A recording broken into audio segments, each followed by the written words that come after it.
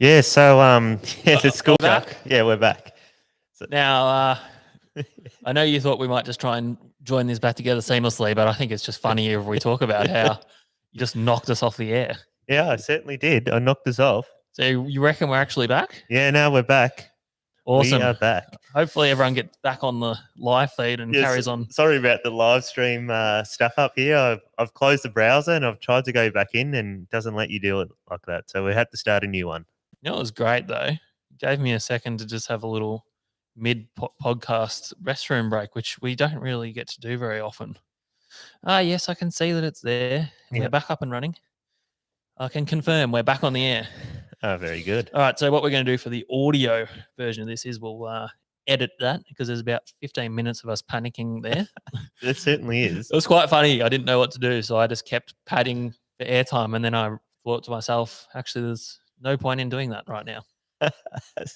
Anyway, I think we were talking about mako sharks and biting us and stuff like that. We certainly were. Boat damage, but we're just saying how well they can hook themselves on marlin gear on a circle hook, and basically you can't do that in Western Port because a school shark would just rip you off straight away. Yeah.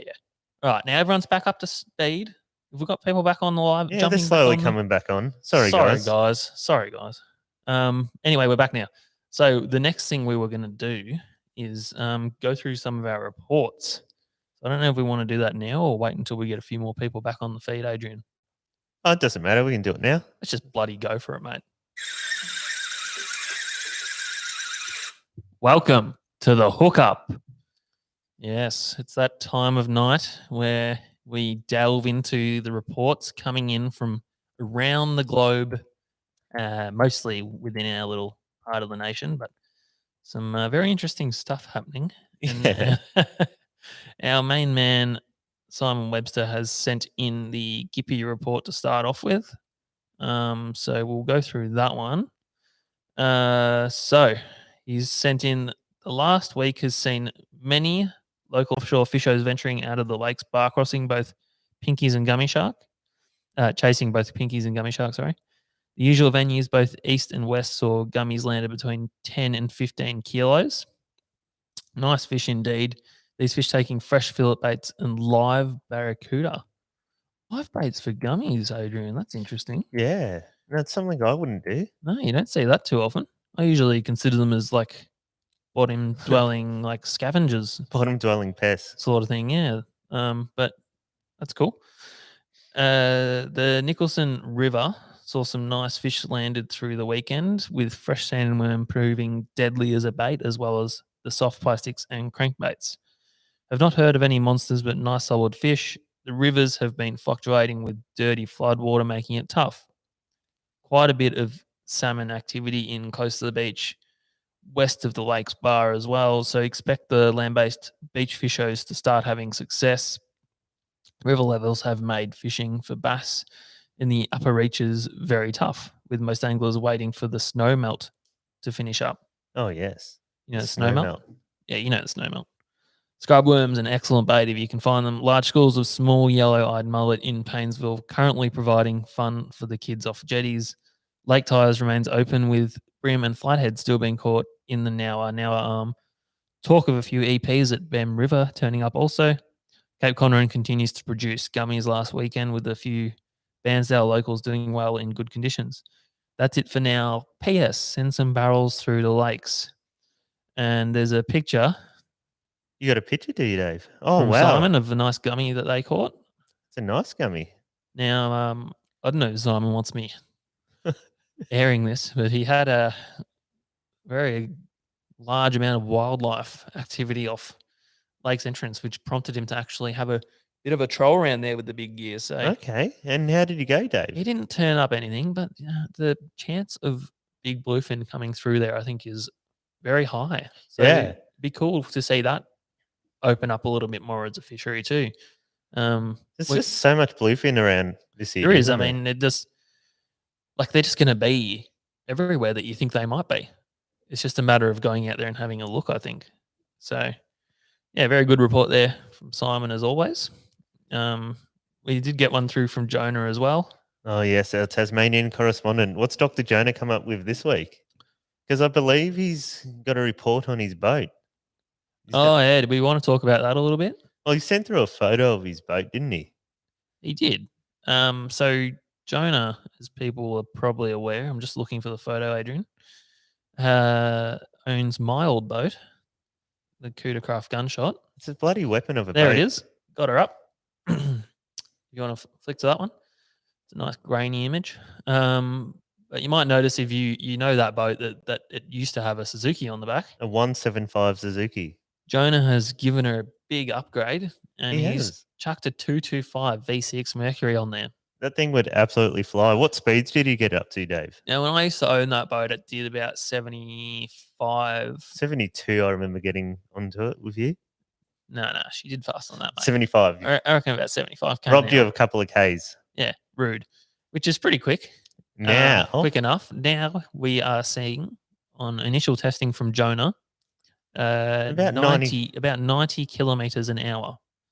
That's insane for such a small boat. So you can see it's basically a large motor attached to a small boat there.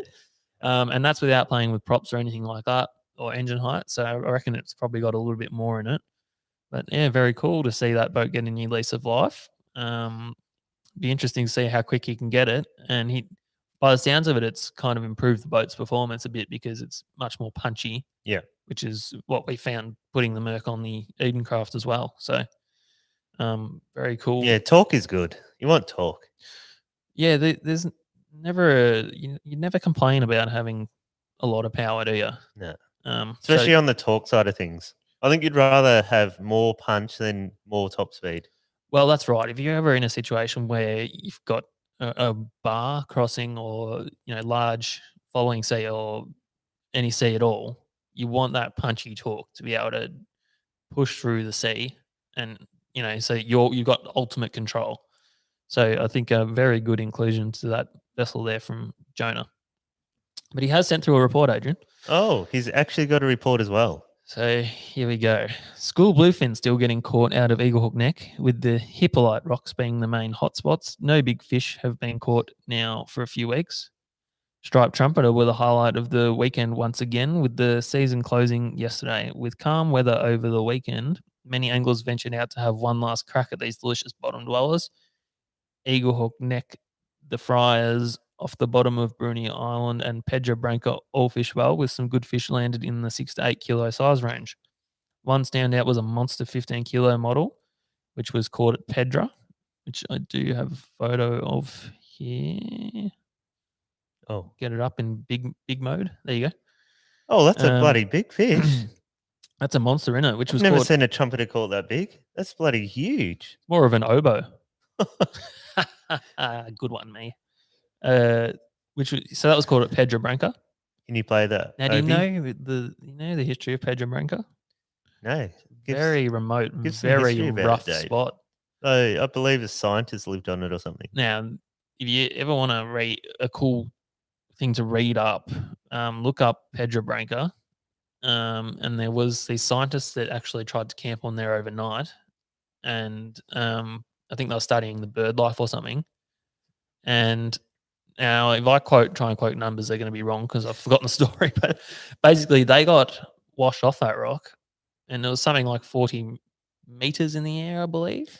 Could have made that up, but it was very high up. I've heard of waves going 60 meters in that area. So it sees gigantic seas out there. Oh, basically, it's between Tasmania and Antarctica, and you just get rough, wild weather coming from the Antarctic, and it just destroys that place. Yeah, so that's hence why the fishing's quite well protected. Doesn't see a lot of pressure.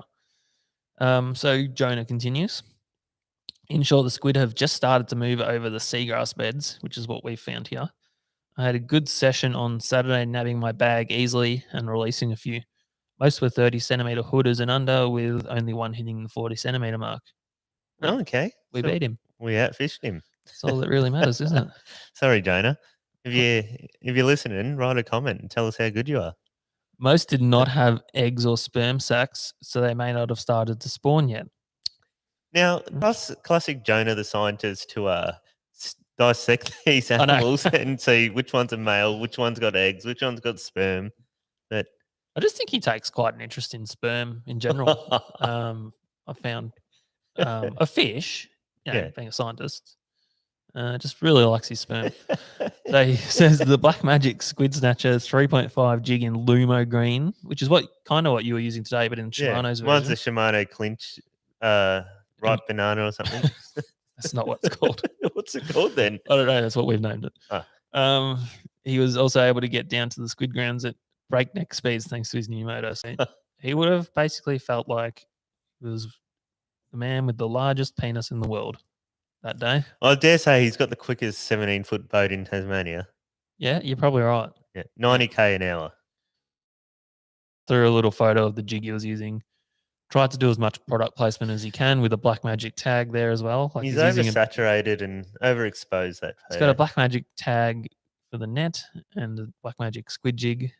Black Magic, Black Magic. There you go, Jonah. Where's the Black Magic towel there, Dave? I didn't see a towel. Only the real guns get the little towels sent to them, like Memphis. Yeah, used to rock back in the day. So yeah, he's just sent through a few photos of those squid, and he's had a bloody good first hit out in his new engine there. Yeah, it sounds fantastic, that motor. Yeah, no, it'd be for me, it would be very interesting to jump on and have a ride of that, having obviously, and you as well, known its performance beforehand, being able to see the change of performance would be pretty cool. Yeah. So locally, we have had a few more big bluefin, as we've already discussed. It's the best season of all time, Adrian, I'm calling it. It absolutely is. And it's just crazy. I think I mentioned it was the best season in April, and you're very hesitant to agree with me. Well, you went an early call. Because I'm a predictor. You fluked it, mate. I fluked it. Well, there's been previous years where it's gone absolutely nuts this time of year. Yeah. It might have petered out ages ago. Well, it hasn't, Dave. So having viewed... I'm basically the Nostradamus when it comes to calling when a fish species is going to go good or not. And you just make a lot of big calls, I'd say. You got to make much some big like calls. Today when we were squid fishing. Yeah, there's a lot of pretend hookups happening. I noticed a lot of planet Earth hooking. Oh yeah. To which when you hook the bottom and you haven't been squid fishing for a long time and the boat's drifting along, you go, "Hang on, I'm on a squid here." Because often, when your bait's just hanging down there, a big squid will just hold onto it and it'll feel like a clump of weed. So you can either call it a squid or a weed, and it can trick you sometimes. That's right. Dave was giving it to me about hooking the bottom, and literally about 5 minutes later, he does exactly the same thing. Well, I don't think I was as definite about it as you. No, but the fact that you queried it and go, "Oh, I'm on a squid here." No, I think I said, "Oh, am I on?" Oh no, I think it's the bottom. But anyway, I did say to you, I believe the feeling of hooking planet Earth, a stationary object, is quite different to one of hooking a large squid. That is true. So beware the false call when squid fishing. Where was I? Local. Yeah. So we got those big tuna. I'll chuck up a photo of the one caught today because I think it was a really nice fish. So there you go. Oh wow. So these are local guys. What's that? 105.8. 105.8 on a Lumo board head, which I believe the angler made himself. So that's pretty cool. Using your own Chaps lures. Using your own lure to catch a dream fish. So well done there, boys. That amongst other ones have been coming in lately. I believe Andrew Page and the boys have been busy being weightmasters. They certainly have. I think they're getting a call like every second day to weigh a fish in. I know. Who would have thought this would be happening in our part of the world a few years ago? But yeah, very cool. As we've already covered, the squid are just starting to fire up if you can find the right area. Those spawning squid are there, aggregating. Now, we only covered maybe 10 kilometres today. And Tiny bit. And we caught them in 2 out of the 3 areas that we tried. Yeah. What I would say is the ones that we got initially, the small ones, were probably your non-spawning dogs. And then the pack of big ones we found at the end were behaving more like they do when they're in spawning mode, when you get multiple ones following each other up. So it pays just to move around a little bit, and you can turn your day around very quickly. Also, another squid tip as well is when you're packing up, don't pull your rods in to the last second till you're about to drive up, because we're wrapping up on the camera today, and I just left my rods in the water, and as we're wrapping it up on the camera, Dave's like, "Oh my goodness, your rod's going off," and it ended up being quite a big fish, big squid. That's right. And I've got another tip for you. Yeah. Is don't let them squirt ink on your face, because if you look at this, Adrian's absolutely copped it. I hate my life. Not that bad.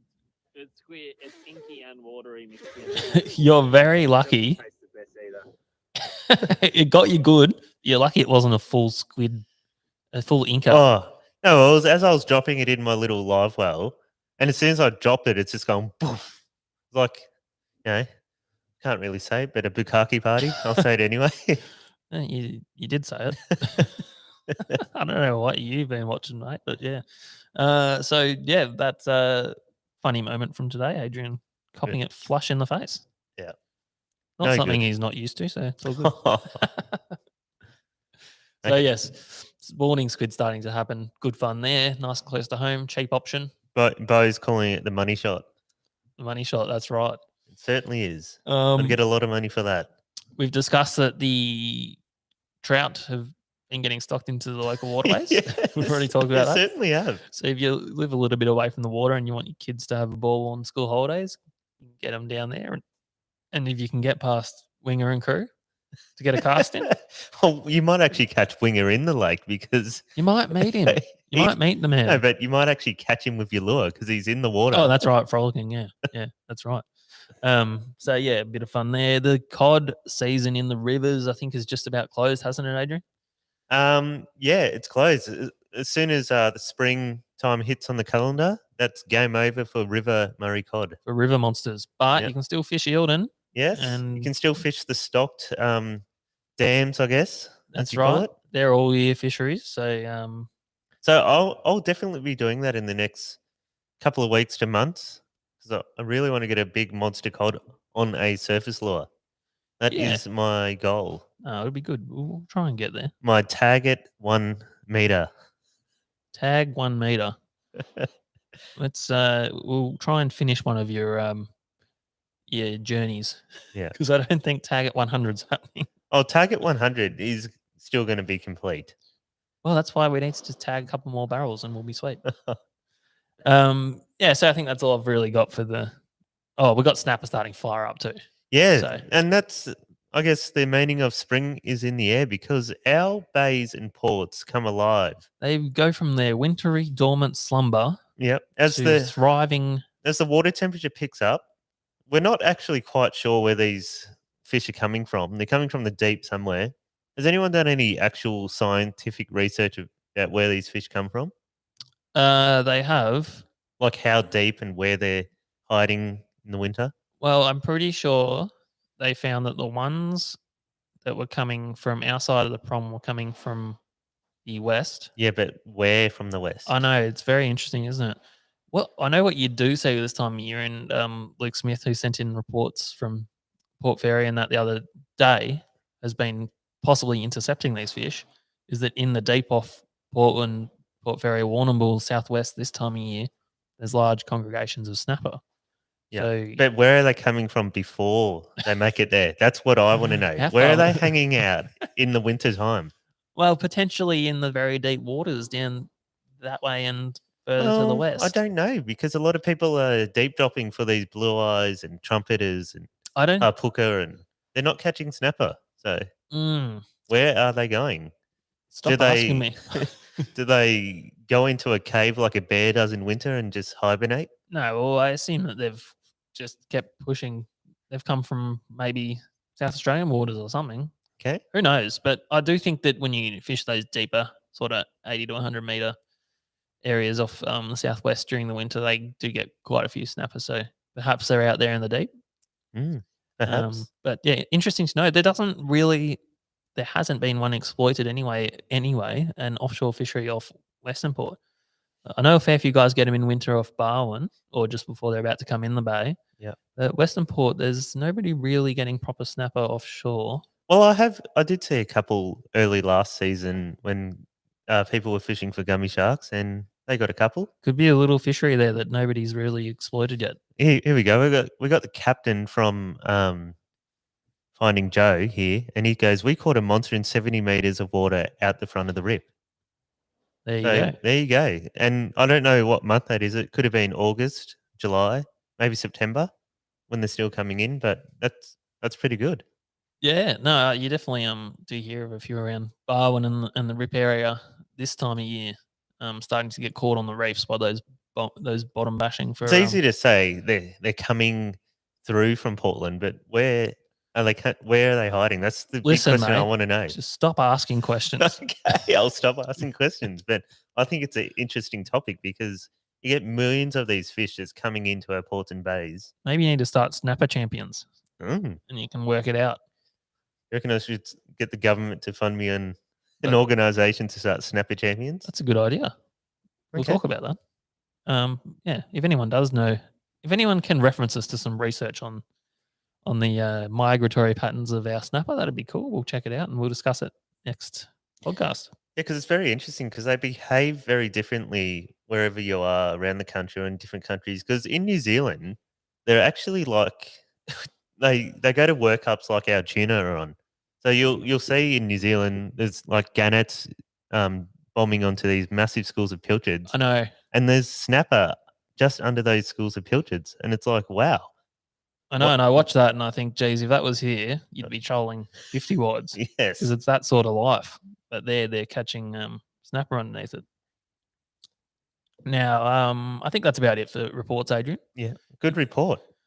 Yeah, there was a couple of good ones there. Thanks to the guys who regularly send them in.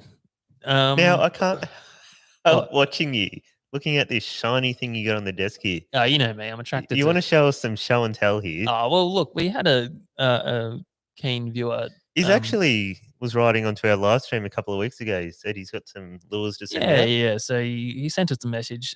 Dave Jurasic, I'm pretty sure that's how you'd pronounce that. He's just starting his lure brand, Bass Straight Lures, I think he's called it, which is a cool name.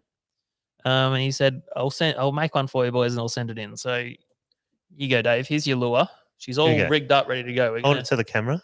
You can have a look at it on our flash camera too. We'll try and let it autofocus. There we go. There you go. So that's his red bait coloured bullet head, about 11 inches. It's focused on your head again. Oh, sorry, mate. Everyone focuses on my head. There you go. There you go. Yeah, so it's pinky reddy with some greens and all that in it. It's your classic Victorian red bait lure colour. And you've rigged it up beautifully. I've rigged it up, mate. So people will actually, we may as well show this because people often ask how we rig our tuna lures. Now you can tell it's heavy, the head of this lure, because I just put it on the table and it nearly punched a hole through it. So she's obviously. So you want to go quite fast with that lure. She's obviously going to be good in the rough, hang in there nice and deep. So yeah, I'll quickly show you the rigging that I use. This is how I do it. So that there is a Pakula Dojo. Yeah. If I can get it to focus. Maybe not. Well, yeah, we'll wait for it to focus, but it doesn't matter too much. No, that's the Pakula Dojo. I think it's called DX or something. 35 is the size. Okay. So that's what I'd use for a lure of about this size.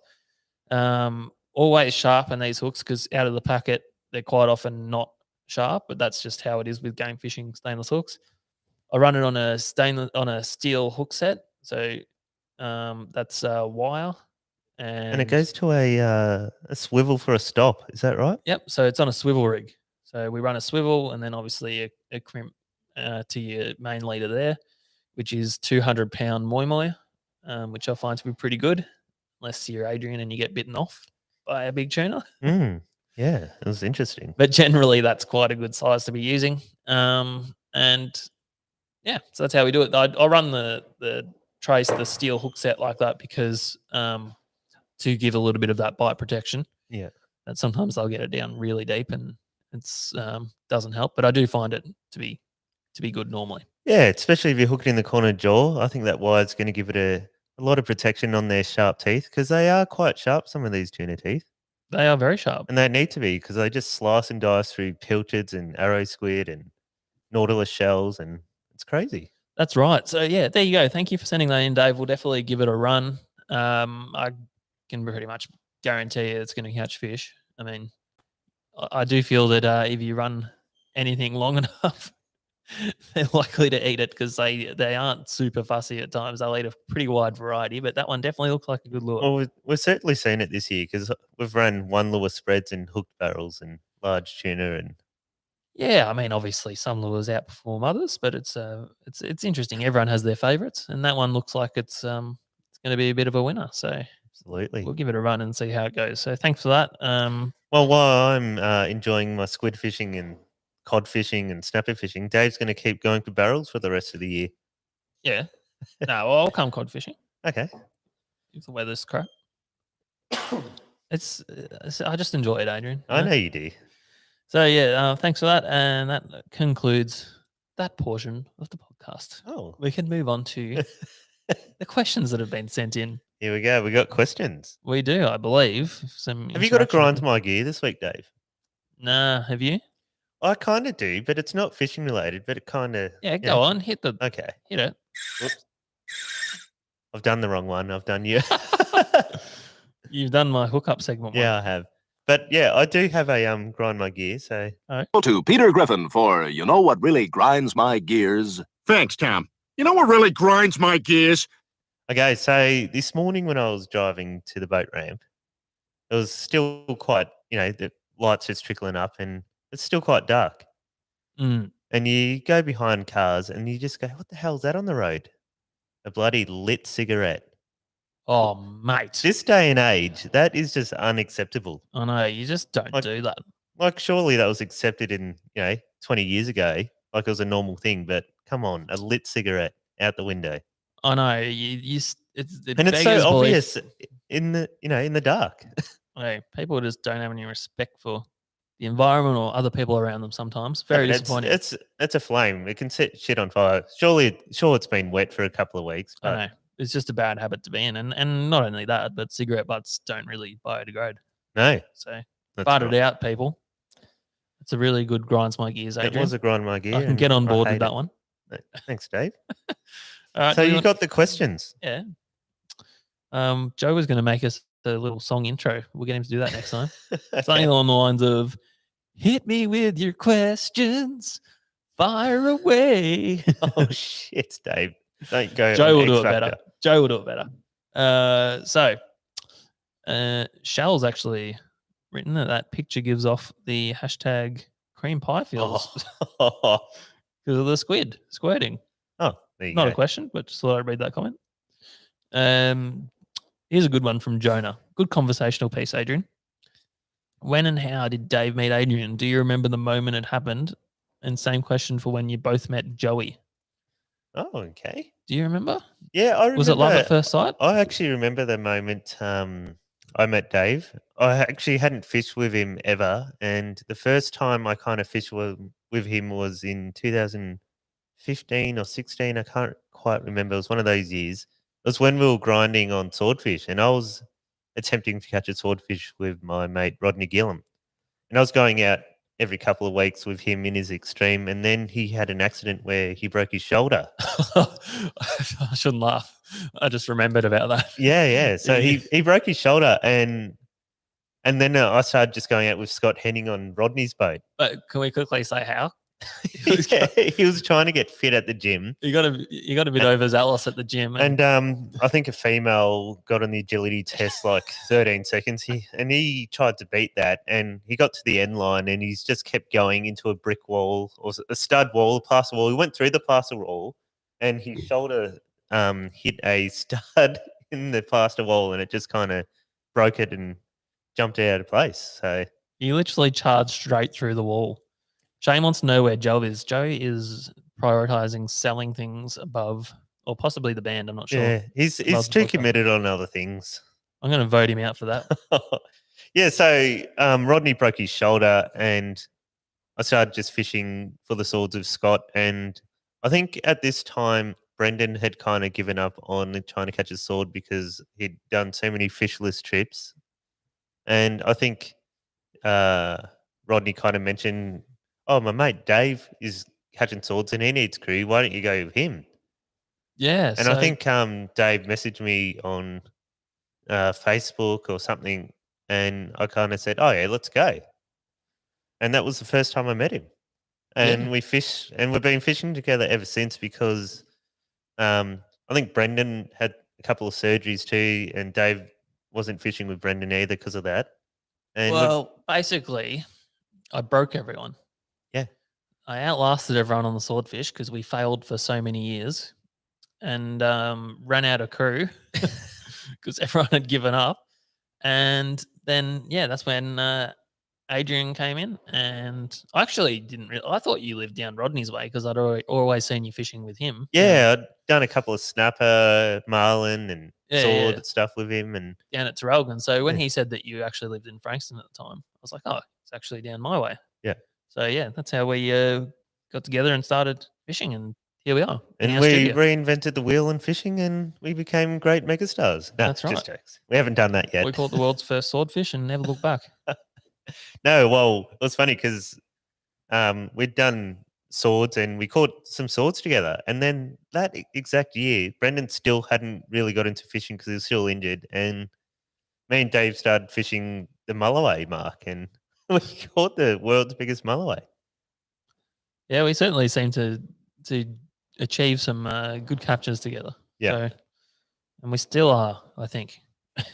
So TB2F has sent in, whose idea was it to chase squid, not tuna day? Is that a sign you guys are getting excited for snapper? That was Adrian's idea. I think Shane's written into you as well, Dave. At what point did you consummate the relationship? Well, Dave bent over and he agreed that I was able to go in. No. He was the receiver. That's horrible, Adrian. But I can recall it was a nice little hotel at Malakuta, I believe. Oh, yes. Remember It that? actually was. It was called the Blue Wren. The Blue Wren, that's right. The Blue Wren. Shane, there you go. That's a great little place to stay if you're ever at Malakuta. I think that place actually got burned down, believe it or not. That's probably for the best. No, but I think we were the only people that were in that joint at that time. Yeah, possibly. I think it was the population of that street was us, the Blue Wren hotel staff, and then the 30 kangaroos in the street. That's right. Yes. Very rude, Shane. And with Joey, how did I meet Joey? Joey, I just kind of met from Oh, I forgot about that part. him just jumping on the boat when Dave or Brendan would go fishing. I'd never really met him or communicated with him before. He started just jumping on the boat, and we became friends from then. Yeah. Joe actually came into the scene because he was Brendan's cameraman briefly. So Brendan held like a Australian Idol type audition for, for camera people. And Joe applied with Joe was a mega fan, wasn't he? He was definitely, he was keen. Because he used to come to the Brendan's talk nights and stuff, didn't he? Yeah, I think so. I think he basically put in an application with a video of him catching carp in Dandenong Creek or Dandenong, whatever that is, the waterway there. And he never looked back. So, yeah, I met Joe through him filming with Brendan pretty much. And there you go. One of the nicest people you'll ever meet. He is very nice. So, not really committed enough to the podcast, but he's got a lot of commitments going on. He's got a bit going on. He's slapping the bass.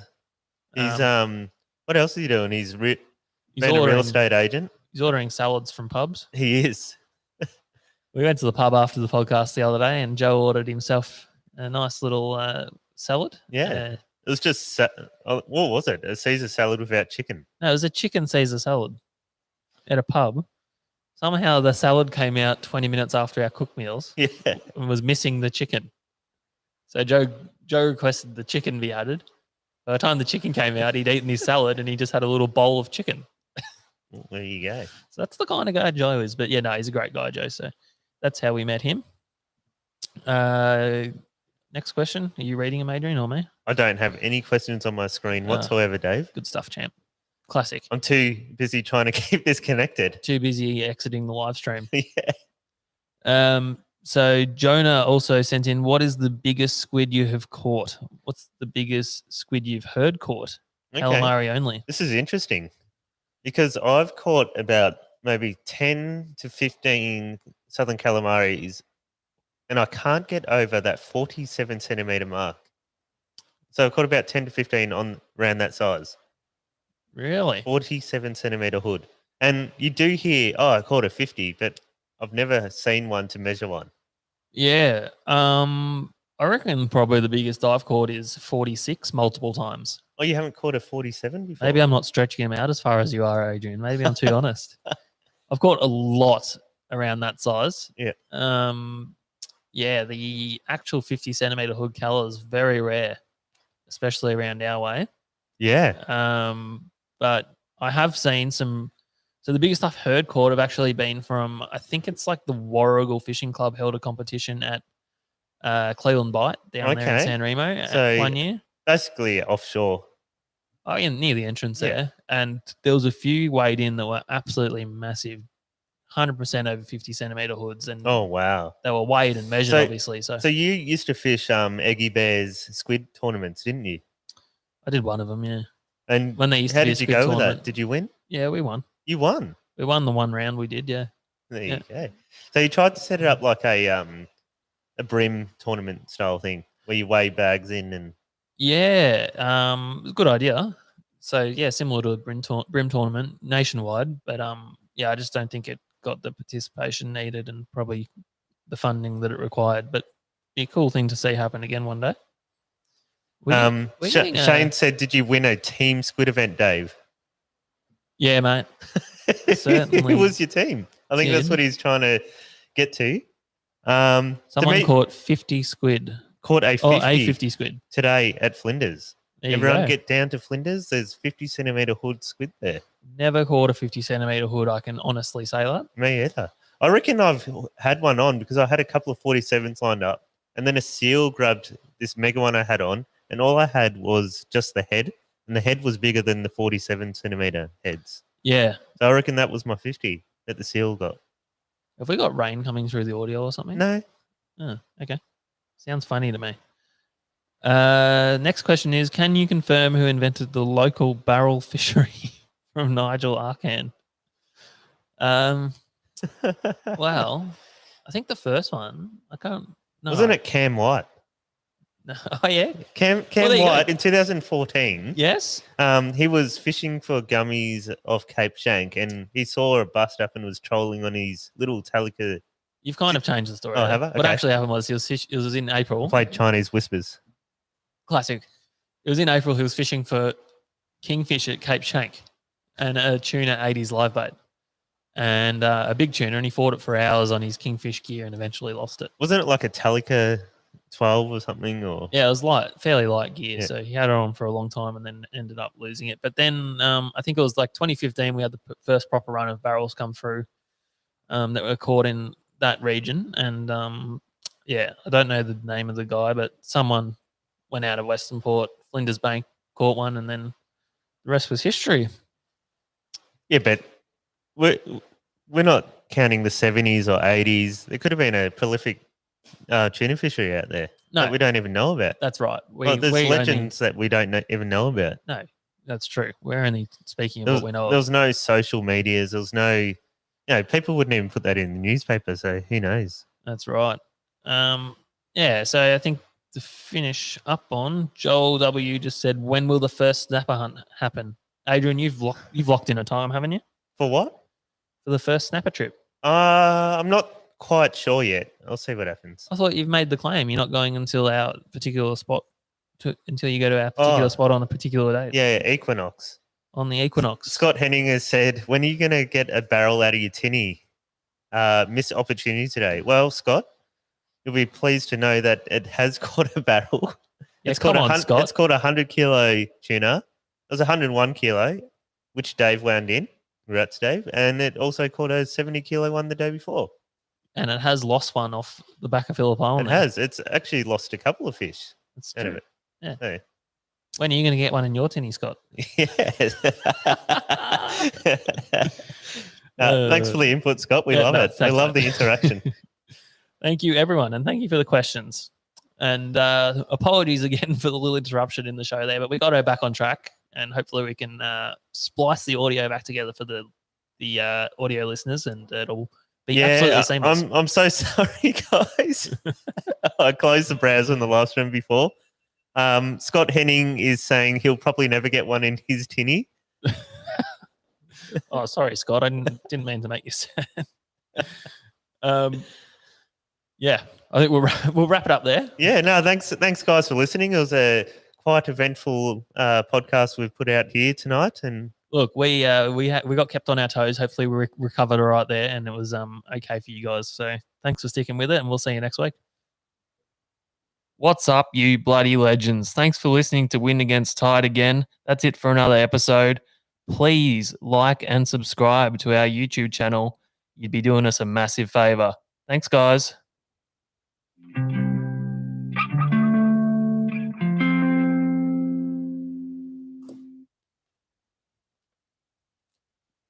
You